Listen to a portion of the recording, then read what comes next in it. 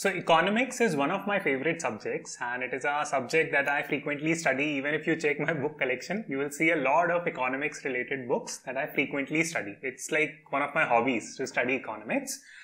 It is one of the most fascinating subjects, especially if you want to make money in the stock markets. Now the problem is that people talk a lot about fundamental analysis, business analysis, technical analysis, but we forget macro investing. Now, macro investing is something that has been pioneered by someone like Mr. Warren Buffett, Mr. Ray Dalio. These are prominent investors who have mastered the concept of macroeconomics and economics and have applied that into the stock market. Now, the reason why we don't apply the concepts of economics to stock markets is very simple, that we teach economics in a very theoretical manner. So through this short video, I'm going to cover some of the most important concepts in economics and how it applies to the stock market. Please watch this video till the very end. Please take notes. Extremely important. I promise you that you will learn a lot.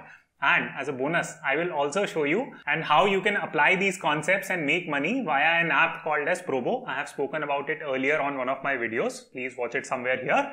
Okay, so I have already spoken about this app on one of my earlier videos. So I'll go to the topic of finance and try to find a macroeconomic question. So this is a question on macroeconomics. Will GST collection cross 1 lakh crore for the month of September? So this is the data that I can look at, that how much GST collection had happened. So okay, so basically August, July, June, May, June, July, August. So we can see that there is a continuous rise, so to say, right, of the GST collection.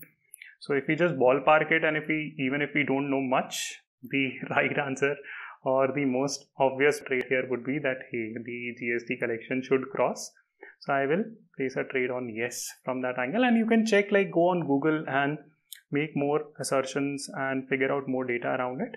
So my trade would be yes on this. So I will trade on yes on this, and I will, let's say,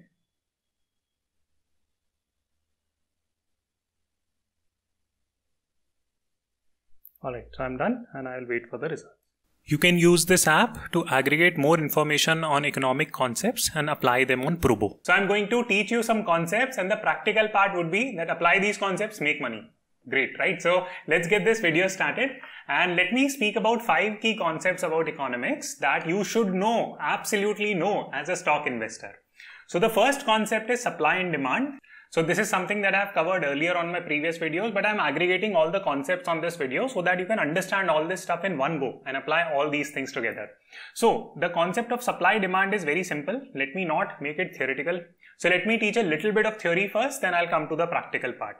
So supply and demand basically says that hey, so supply curve and demand curve is like this. This is the demand curve, right? If you take a look at economics textbook, this is what you would see. And supply curve is upward sloping. Now, wherever these 2 points meet, it gives the price of a particular commodity or stock. So let's imagine that we are talking about a stock called as HUL, right? And it is trading at, let's say, 2800. Now, at that point in time, if you're buying the stock on 15 September at 3:05 p.m. and the stock is trading at 2800, what does that mean? It means that the supply and demand curve is intersecting here at 2800 level. This is what supply and demand says, right? Now, very quick theory, then I'll come to the practical part and the implementation part on the stock market. So if the demand means aggregate demand. Demand means that, hey, if there are, let's say, 100 people trying to buy the stock of HUL, now suddenly the demand rises and now there are, like demand curve 2, there are 120 people who are trying to buy the stock. What has happened? The demand has shifted upwards, right? So that is what is happening. So what would happen if assuming that the supply is same, that there are previously also there were only 500 shares of HUL, now also only 500 shares of HUL, then what would happen to the price? So then the demand curve and supply curve is meeting at what point? Point P2, right? So the price will go up. Similarly, demand curve can shift downwards. Similarly, supply curve, if there is more supply means that the sellers have increased. So if there is more supply, then the price will fall where? Up or down? Comment in the comment section. But I hope you get the picture that demand curve and supply curve keep on shifting, and it's the intersection of the demand and supply that dictates the price, right? This is the concept. Now comes the interesting part, which is the practical part, and here is a question for you. Many a times you would see that some negative news comes into the market about a particular stock, but the price of that stock goes up. You would think that, hey, you know what, this is like negative news. Why is the price going up? Let me give you a recent example. Recently, negative news of the fallout between the co-founders of Indigo happened very. So we are sitting on 14th of September, and today the news came out that hey, there is like some kind of issue happening with Indigo Airlines. There is a fight between the co-promoters.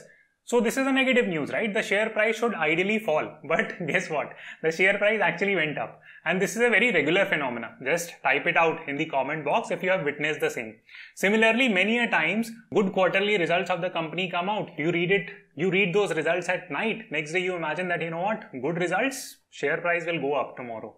But guess what? Again, opposite happens. Why does this happen?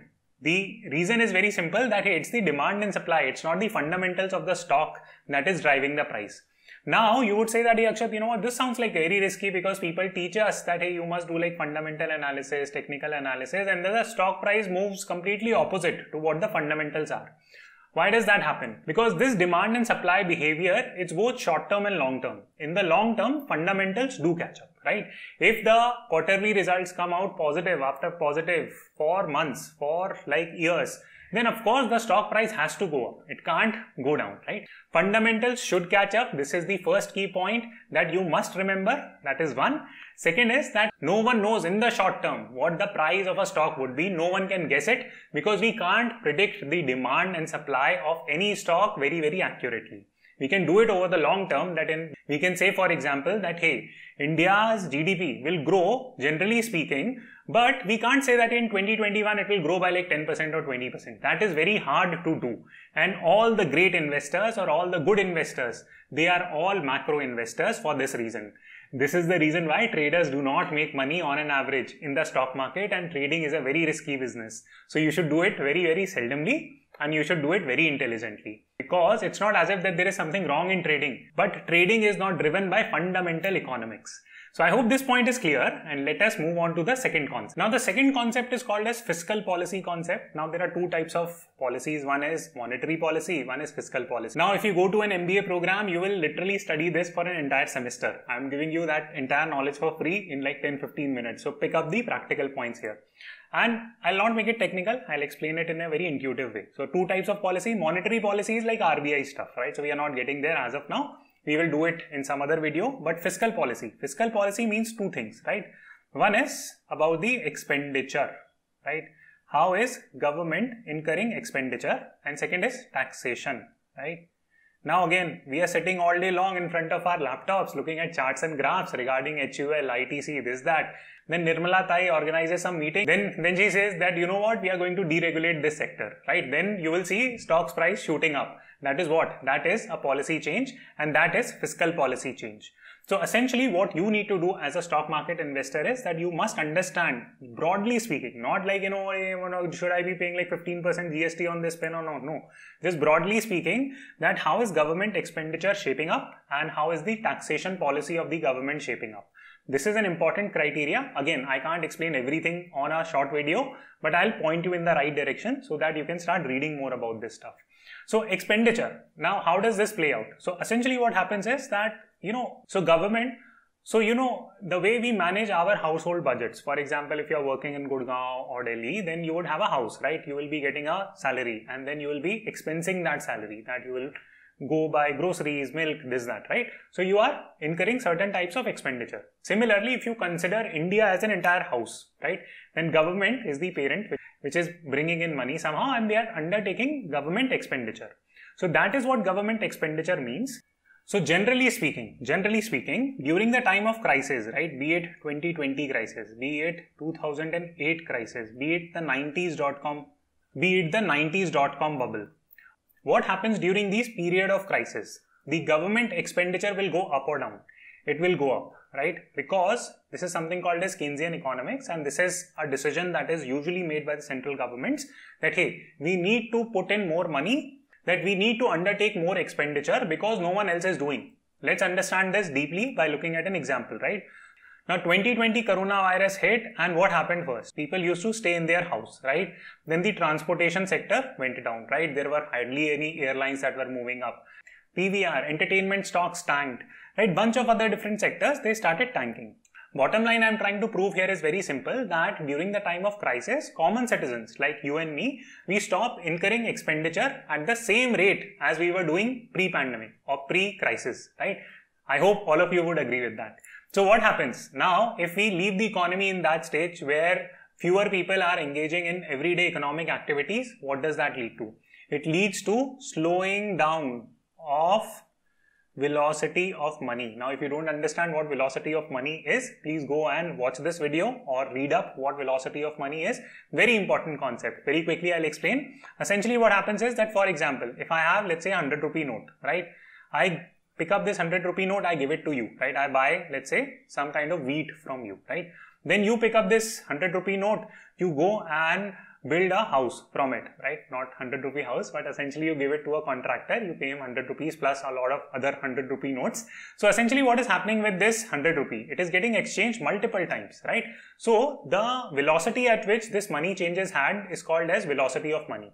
So during a crisis, this velocity shrinks and therefore the economy shrinks. If everyone stops spending, then the economy will tank massively. It becomes important for the government to do what?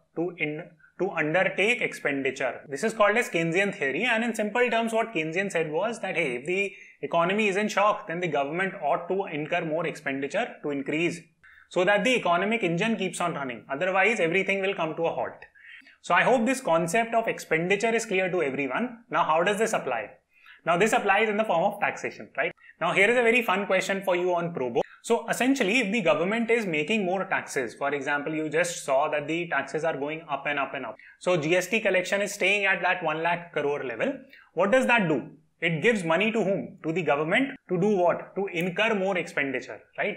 So therefore, taxation is also very important. But all these things, the entire macroeconomics need to exist in a balance. Okay, this is a very important point. So let me demonstrate this point further by showing you a chart, right? Now here is a chart which shows the personal income tax in India has been going up decade after decade, literally year after year, right? So back in 2007, the highest effective personal tax in India was approximately 30%. Now in 2021, we are sitting at approximately 43%. Okay. So two very interesting questions that I have for you is that, number one, do you think that government realistically can increase this taxation to more than 50%? Okay, type it out. Type out your answer in the comment box, right? We understand the pro, right? That, hey, the more the government taxes, the more money they will make, the more they can expense it out or undertake expenditure. That will move the economy faster, theoretically speaking. But do you think that that's the right way? And my question to you was that, hey, do you think that this number, which currently stands at 43%, do you think that number can go beyond 50%? My second question to you is that, what do you think would be the negative fallouts if it goes beyond 50%? This is an exercise that I'm giving you. I'll check the homework. So all the people who watch my videos, I give you homework also. So please comment. I will love to read your answers and I will put my answer in the description box as well. And if you want, I'll make a separate video on taxation altogether, and this point we will discuss there. But for now, whatever I've taught you and whatever you will learn subsequently on this video, use all that knowledge and apply it and give me the answer. Please give me the answer. It indicates to me that you actually are listening to this content very, very intently and carefully. Now, just to quickly summarize the second point, very important for you to keep a track of expenditure, because if your government does not have the ability to expense or undertake expenditure during the time of crisis, what will happen to the stock market? It will come down. 100% it will come down. That is a very important angle for you to understand. Similarly, if the taxation that is being incorporated by the government, if it is wagged out, it is just like going haywire here, there, and they're charging like 60, 70, 80% taxation. Guess what will happen? Type out your answer. Okay, I'll not give you the answer here on this video. I'll do it on some other video, but I would want you to type out the answer. The third macroeconomic concept that you should understand is called as debt to GDP. Now, the best way I can help you understand the debt to GDP is by giving you an example from your own life. For example, let's say that you make a salary of 1 lakh rupees. Okay, every month. So in a year, how much you will make? You will make 12 lakh. Okay. Now, what is happening is that you go and you take a loan to buy a Mercedes, right? Which is, let's say, 36 lakhs. So what is your debt to GDP? It will be that you have taken 3x debt than your salary. So your debt to GDP ratio will be very high. So every single country has a debt to GDP ratio as well. Now let me show you two graphs which are very, very interesting. I was looking at this number. Now here is the total debt to percentage of GDP ratio for a country like India, and they are showing the change between 2019 and the current setup. So the total debt in India was 51.6%. Now it has come up to 60.5%. So debt is very high, right? So that is one. Now you would say that, okay, you know what, this is the scenario for India, high debt, looks high, 60.5%. Can you talk about like some other country? So let's speak about the land of the free, right, which is the US. Let's look at what their country is doing in terms of debt, okay. Now here is the debt to GDP ratio. Now if you see that here, Akshat, you know what? Now if you see these numbers, this will look very, very alarming to you, right? That back in July, August, right, 2004, that is where US's debt to GDP was 60-61%. Currently we are at 61% approximately. Then it kept on going up and up and up, right? And it went to like 100% in 2013. Then it went even further, right? Massive spike again. Now we are sitting at 135%, 140% debt to GDP ratio in the US, okay? Now you would scratch your head and you will say that, you know what, these US people, they have gone crazy. India, 60% debt to GDP ratio. US people like 130, 140% debt to GDP ratio. This is madness. Why is it that the world is still believing in the US? And why is it that we as Indians or the Indian government can't take more debt and get our debt to GDP ratio to 130, 140% like the US? Now this is a very major point that you need to understand, that this debt to GDP ratio is not an absolute number, right? It's not an absolute number in the sense that, hey, India debt to GDP X, US debt to GDP X, so they both are equal. No, it doesn't work that way. You need to associate this concept of debt to GDP from a risk perspective. Okay, now let me give you another example here, a counter example, then we'll come to India and the US. So let's assume that there are two types of people, right? One is, for example, me. Now I have a bunch of businesses, I have credit worthiness, I have some money lying in my bank account. Now if I go and if I'm trying to start my own startup, I go to a bank and I take a loan, right? Now do you think that bank will not give me a loan? They will give me a loan. Why? Because they would check my all credit history and, you know, they will try to ascertain that, okay, you know what, Akshat has history of generating returns and he has like cash in his account, whatnot, right? So he is credit worthy, so to say, right? And he is a less risky proposition compared to person B, right? Person B is let someone who has just recently gotten accepted into the financial setup, right? And they have just recently opened up their bank account and they have just recently started transacting with the bank. Now, if they go and try to get the same loan that I am trying to get, are they more risky for a bank or am I more risky for a bank? Of course, you will say that, you know what, this new person seems more risky. So same is the scenario between developed countries and developing countries. When it comes to a developing country like India, we are more risky. Now again, not stirring the nationalism debate and all that stuff, but simply trying to point out to the fact as debt to GDP for a developing country like India, Afghanistan, Sri Lanka, all these countries, if the debt to GDP ratio is high, it indicates what? It indicates that the macroeconomics of this country is risky. They might collapse, right? Vis-a-vis, US is the gold standard, so to say. They can keep on incurring and taking more and more and more and more debt. It is still okay for them. Why is it? It beats me, right? I can't get into all those explanations on a short video, but I hope you appreciate the concept that, hey, always link this debt to GDP ratio in accordance with the country.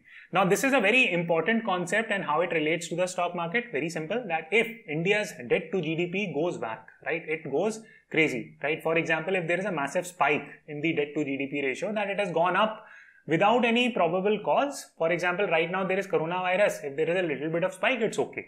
But if next year also, if the debt to GDP ratio does not come down, it stays high or it goes down even by 20% up, that's a very worrying sign. You can sit, analyze all candlesticks, this, that, won't do a thing. Money will flow out of it. This is a very important concept that you need to understand, and you need to understand the concept of debt to GDP and relate it to the stock market. Now this relates to the fourth concept, which is called as FII, foreign institutional investors and domestic institutional investors. So let me quickly help you understand the difference between FIIs and domestic institutional investors. So FIIs are foreign institutional investors. They are also called as foreign portfolio investors, FPI, and bunch of different names. It simply means that there are people like Ray Dalio, Warren Buffett, they will be running their own hedge funds and investment companies or insurance company. Now that money is sitting where? It's sitting in the US or some other foreign land. Now this money flows into India. Now if this money flows into India, these investors, Ray Dalio, Warren Buffett, etc., they are what? They are FIIs. What are DIIs? DIIs are simply like HDFC, AMC and all these asset management companies which are big investors, right? These are domestic in nature. HDFC is based out in India. HDFC, AMC is based in India. So from that angle, these are domestic institutional investors.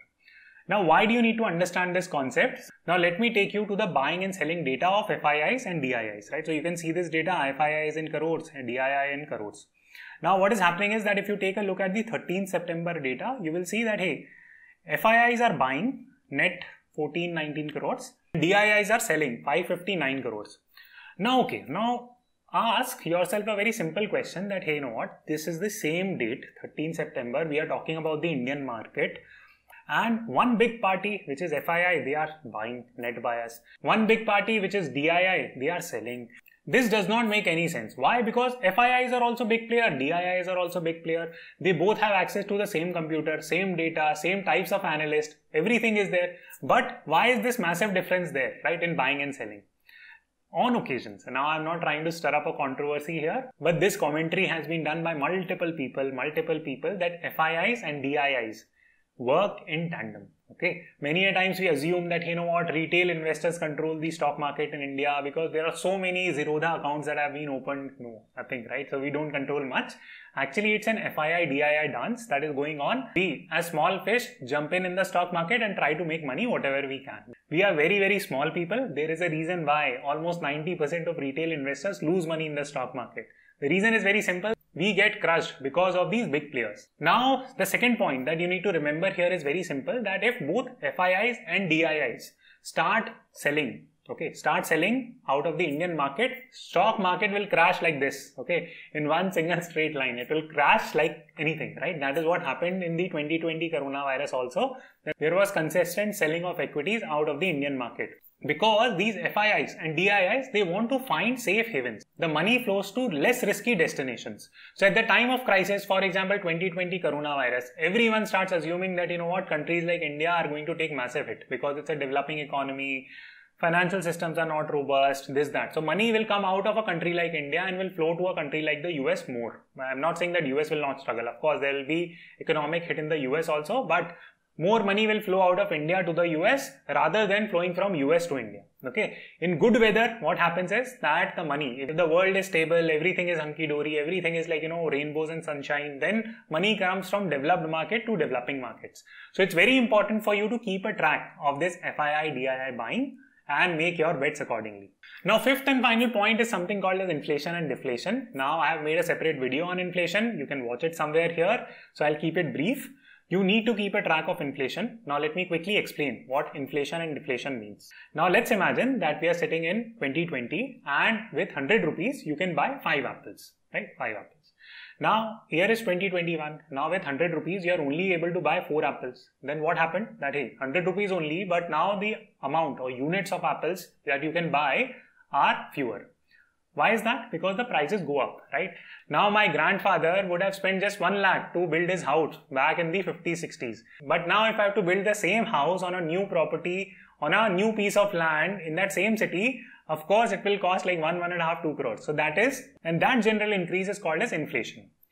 Deflation is the opposite. So deflation you can understand by understanding the concept of 1930s depression. So it was an economic period where the economy did not grow. So what needs to happen is, let me come back to this concept of deflation again, but let me quickly explain how an ideal economy should be like, right? So the ideal economy should be that an ideal economy should keep on growing, right? That growth rate should be healthy, right? It's like increase in your salary. For example, if you're making 1 lakh, right? If your salary gets bumped up by 10%, that's a healthy growth rate in India. But if your salary is not growing, right? It is getting decreased every year, right? Initially you're working at 1 lakh rupees a month. Next year you start working at 90,000 a month. Then year after that 80,000 a month. Would you be motivated to work? The short answer is no. Similarly, every country or the world in general needs to grow. So there should be a healthy rate of inflation which differs from developed and developing economies. In a developing economy like India, a healthy rate of inflation would be somewhere between 4 to 6%.